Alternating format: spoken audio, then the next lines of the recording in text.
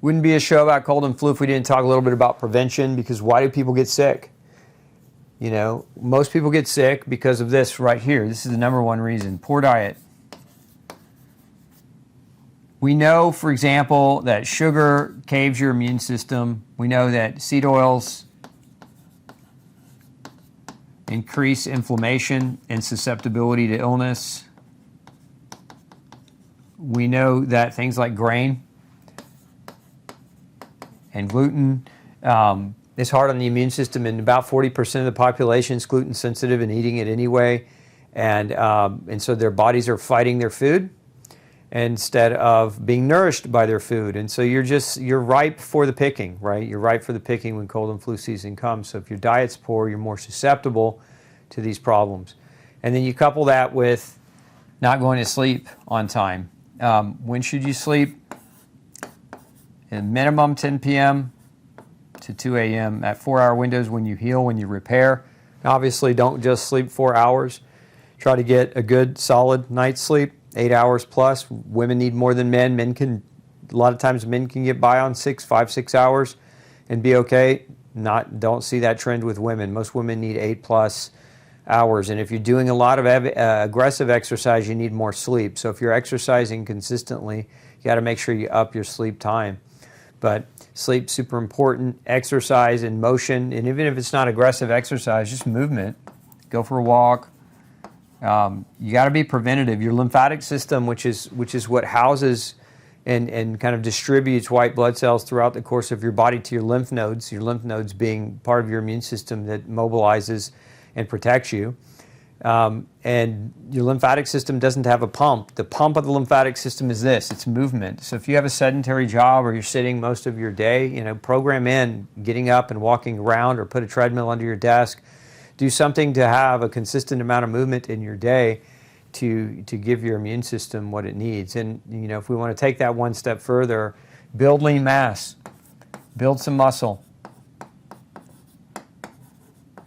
Remember, your immune system uses muscle as a reserve tank when you do get sick, so you'll have plenty of protein to draw from. And we live in our country today. It's a protein malnourished country. It's a cereal-based diet, and what we know about cereal-based diets, most people eat the vast majority of their calories. I think it was 60%. Don't quote me on it. But it was either 60 or 70% of the calories in the U.S. are wheat. Now the problem with that, aside from wheat being just a horrible source of nutrients, especially the processed wheat. So this isn't. We're not talking about. So some would argue, well, yeah, if I ate my own, heirloom-based wheat that I processed myself at home and ground at home on my own, that might be a better option nutritionally. And it might be. I don't disagree with that. But that's not what people are doing. People are eating processed wheat products. And so these products are stripped and devoid of any kind of nutritional value, and then the synthetic vitamins are added back in, because if they weren't added back in, you would get sick. But wheat diets are extremely low in lysine. And I just talked about how lysine is an antiviral and being used for many to treat viruses and to prevent viruses. So if you're a heavy cereal-based diet, and this is especially true of our babies, moms, if you're loading your kid up with the little cereals, those little dehydrated cereals, and you just add hot water, and that's your baby's primary food, that's no good. It's a lysine deficient diet. It's a protein deficient diet. It's a zinc deficient diet. It's a vitamin D deficient diet, and it's just not good. So I'm going to harp on this because that's my thing, right? I'm the gluten-free warrior, but go read No Grain, No Pain. I'll encourage all of you to do that if you really want to dial in this diet piece properly, because if you live in the UK or you live in the US, this right here is a core fundamental issue to probably 50% of the health issues would go away in the country if we would just cut this nonsense out and get real food. Okay, moving over to sunshine. We talked about this a minute ago, but sunshine is a source of free medicine. It's got vitamin D. It's got melatonin.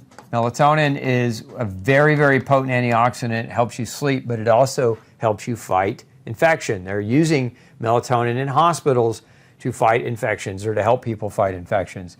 Sunshine also comes with regulating cortisol. And too much cortisol will make you sick longer if your cortisol is too high. So good quality sunshine regulates cortisol. But sunshine also comes with the ability to increase your body's energy output. Sunshine is like your body's like a battery that's like a solar battery, and when you soak in infrared, your mitochondria work more effectively, more efficiently. You make energy more effectively. That makes you less susceptible to colds, flus, and any other kind of infection. And of course, clean air. Clean air becomes very important, especially if you have a respiratory infection risk. A lot of what we see today, the EPA has come out and said a number of times that indoor air pollution is like at least 100 times greater than outdoor air pollution.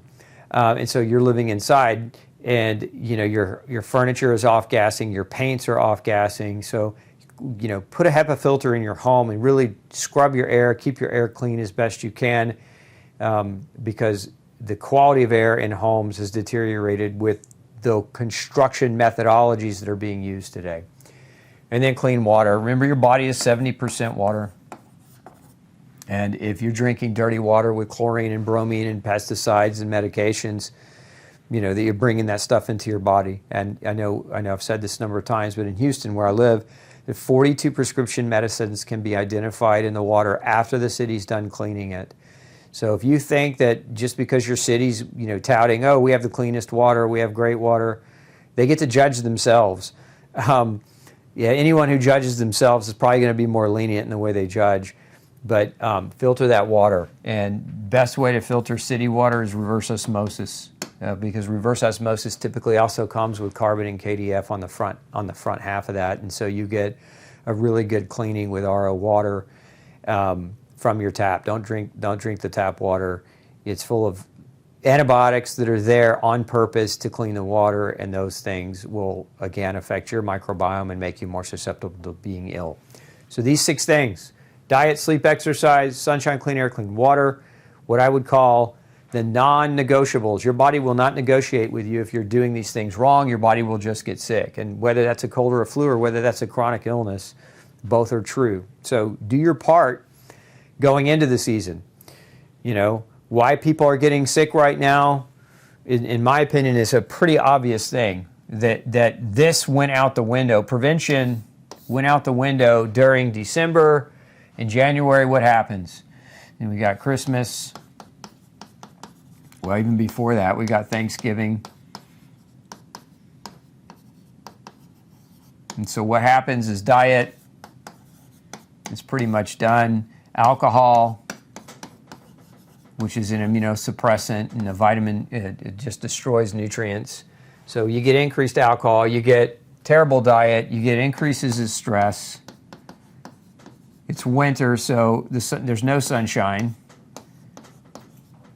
And many of you with that increase in stress have sleep issues, right? So it's just like a perfect recipe. This time of the year for many is just a perfect recipe to decimate the 6 fundamentals. And so then we get into February, it's no wonder that people start dropping around us. So do your part in the front. Do your part on the front end. An ounce of prevention is a pound of cure. I think that was Ben Franklin. And it's very, very true as it relates to this.